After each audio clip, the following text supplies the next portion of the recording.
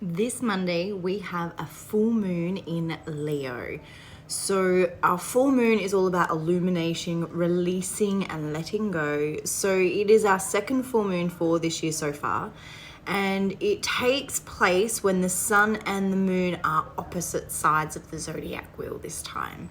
So, for this lunar cycle, the sun is in Aquarius and the moon is in Leo. However, the sun is surrounded by 4 different planets in this little solar blitz, and it's Pluto, Mars, Venus, and Mercury. So all in that order, which means for us that the energy is a little bit chaotic. It can feel like we're going through the blender of life. So if you're feeling down, stuck, or lost, this moon is illuminating things for you to let go of, so that way you can return back to your natural light, your sparkle. So Leo is dramatic, it is creative, and it allows the energy to relight your spark. So the moon is lighting up the sky to redirect you, to reconnect you to what makes you, you throughout this lunar cycle. So because Mars is an active planet throughout this cycle, we need to be careful not to allow our emotions to get the better of us. So it is a perfect time to release and let go and forgive and move through it and over it. Just make sure when you're going through that space that you're not burning the bridges to the ground and you're taking time to process. It's really important you take time to process your feelings through this lunar cycle. So whatever you need to release, bring it up. So how does the moon affect your house?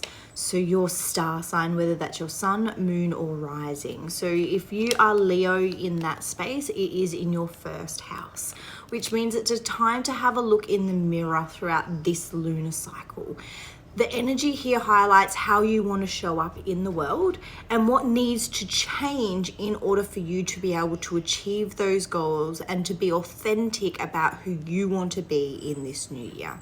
So it's really important that you release and let go of anything that doesn't hold true to your authenticity this year. So who do you want to become throughout 2026? Write down all of the things that need to be let go of in that space. So who, what, when, where, how, why, releasing, letting it go, so that way you don't bring it forth with you. If your sun, moon, or rising is Cancer, the Leo moon is going to be in your second house, and it's all about your money. So what are you clinging on to, or where are you feeling desperate? It's time to let go of the lack mindset with this lunar cycle, which can be interesting. So what false beliefs are stopping you from living that authentic life, to be in that wealth mindset? Releasing any fear, any worry, any limiting belief that stops you from aligning into that space. If Gemini is your sun, moon, or rising, the way you want to work with it in this Leo full moon is through your communication house. So it is in your third house for this lunar cycle. So this cycle is going to show you where you are not speaking up or thinking clearly. So it's a chance, an opportunity to let go of any old patterns that have been stopping you in the past, and it allows you to clear your mind and ask for more clear and meaningful relationships, so that way you can speak your truth moving forward. So where do you feel like you're hindered in that way, and how can you let go of those false stories that have stopped you from speaking your truth? If you have Aries as your sun, moon, or rising, for the Leo full moon, you'll be going through your 5th house. So this is where we may find things coming up where we are stagnant. So where have we lost our flow and creativity in life. So this cycle is about returning back to our joy space, and we are going to probably bring up things that block whatever that is. So remember, you must have flow or we can become stagnant in life. Let go of anything that stands in your way of coming back to finding joy. And again, I feel like this might be a bit of a planning and stepping stone for the year rather than quick changes. You might need to have a plan set in place with this energy, just so you can move through it with a bit of ease throughout the year rather than feeling stuck and stagnant more. If you have Taurus as your sun, moon, or rising, for the Leo full moon, it is going to be in your 4th house. So this means it's all focused on your home life. So your past family dynamics and stories might be highlighted under this new moon. So any old patterns or beliefs, generational traumas might come up here. So it's important to let go of the parts that you don't like in the home. What doesn't align you to bringing more peace and joy into the family or home space? And how can you build on removing that energy moving forward? So I do feel for those that are sitting in that Taurus energy, it might be more of a planning and structure to get you into where you need to be rather than big changes really quickly. If your sun, moon, or rising is Pisces, this means for the Leo full moon, it is going to be in your 6th house. So this is where you need to be more disciplined in life. So what are some old habits, routines, or commitments that you're not doing or are holding you back? What needs to change? What do you need to reflect on to work through so that way you can bring in those manifestations that you're planting for the year? There's going to be, I feel like, a lot of highlightedness here of whatever the story is of feeling stuck. That's your missing piece. So just be mindful of what the mind is showing you in those spaces. It's not always the dissonance that you're feeling. It's your spirit trying to show you how to progress through it. If you have Aquarius as your sun, moon, or rising, going through the Leo full moon, it is going to be in your 7th house. And this cycle focuses on relationships and unhealthy patterns within your relationships.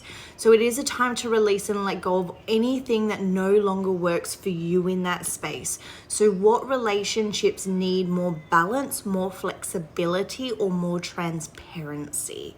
And remember, you only want things that serve your growth. Anything outside of that is a hindrance to you. And it would usually be maybe attached to an old false belief or old pattern there. So just to be mindful on where they show up.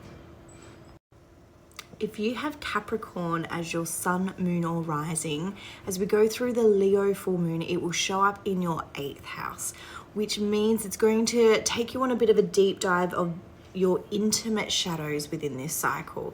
So this is a superpower cycle for you, so you can release fear and control for your year ahead.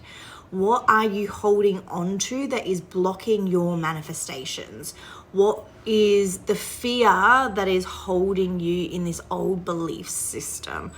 Right through them, release it, let it go, and allow yourself to be free of those old wounds and burdens. So as you move forward in 2026, you're moving into better patterns and better habits. If you have Sagittarius as your sun, moon, or rising, through the Leo full moon, it's going to show up in your 9th house, which is where often the world seems a little bit wobbly and odd. Your beliefs and your worldly views are usually tested through these types of lunar cycles. And so it's important that you give yourself space to release any limiting beliefs that are keeping you in those stagnant energies. Sit with all of those old patterns, release them in a who, what, when, where, how, why, and allow yourself to find a bit of forgiveness for self as you release those old stories. If you have Libra as your sun, moon, or rising, through the Leo full moon, it is going to be in your 11th house. So this is a big focus on friendships and social connections. And this could reveal where things aren't working out for you within this cycle, right? So let go of anything that is old so you can allow space for people and support groups that support your dreams and your motivations moving forward. So anything outside of this, let it go, reevaluate, and let's create some new goals for 2026 with our friendship groups and our social groups in mind.